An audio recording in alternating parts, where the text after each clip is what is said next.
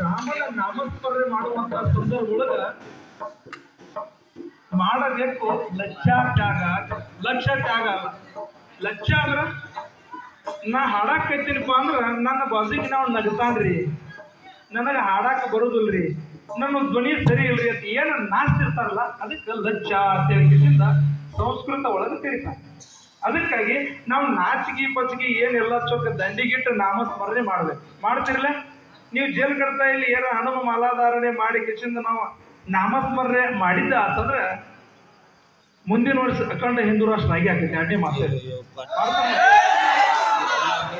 ನೀವು ಏನು ಬೇಡ್ಕೊಂಡು ಮಾಲಾಧಾರಣೆ ಮಾಡಿಲ್ಲ ಅದು ಎಲ್ಲ ಚೊಕ್ಕ ಸಂಪೂರ್ಣವಾಗಿ ನಿಮಗೆ ದೊರೀತೈತಿ. ಹೌದಲ್ಲ? ಮಾಡ್ತಿರ್ಲೆ ತಪ್ಪಲಿ ಒಪ್ಪಲಿ ಒಟ್ಟು ಹರಿಯ ನಾಮಸ್ಮರಣೆ ಒಳಗೆ ಪಾಲ್ಗೊಳ್ಬೇಕು. ಹೌದಿಲ್ಲ?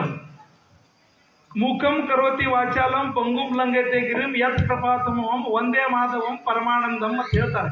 ಮೂಕನನ್ನು ಮಾತಾಡಕಚ್ಚೇದಿಪ್ಪ ಭಗವಂತ, ಕುಂಟನನ್ನು ಪರ್ವತ ಏರಾಕಚ್ಚೇದಿ, ನಿನ್ನ ನಾಮಸ್ಮರಣೆ ಮಾಡ್ಬೇಕಾದ್ರೆ ನನಗೇನು ಅರ್ಥ ಮಾಡಕತ್ತಿ ಅನ್ನತ್ತೇಳಿ ಕಿಶನ್ ಹೇಳ್ತಾನೆ. ಹೌದಿಲ್ಲ? ಮತ್ತೆ ನೀವು ನಾಮಸ್ಮರಣೆ ಮಾಡ್ಬೇಕು ಮಾಡಬಾರ್ದು? ಮಾಡ್ತಿರ್ಲಿ ಅನ್ನ ಬಿಡ್ರಿ ಎಲ್ಲರೂ. ಜೈ ಶ್ರೀರಾಮ್. ರಾಮ ಭಜನೆಗೆ ಕುಂತಾಗ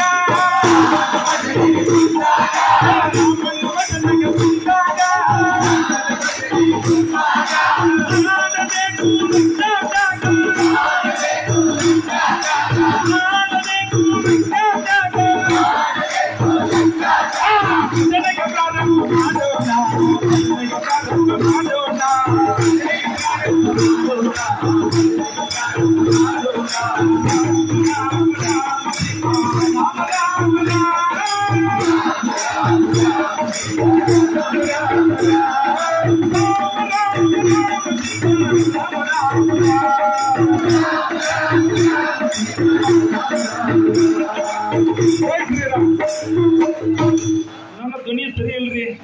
ನಾ ಎಲ್ಲ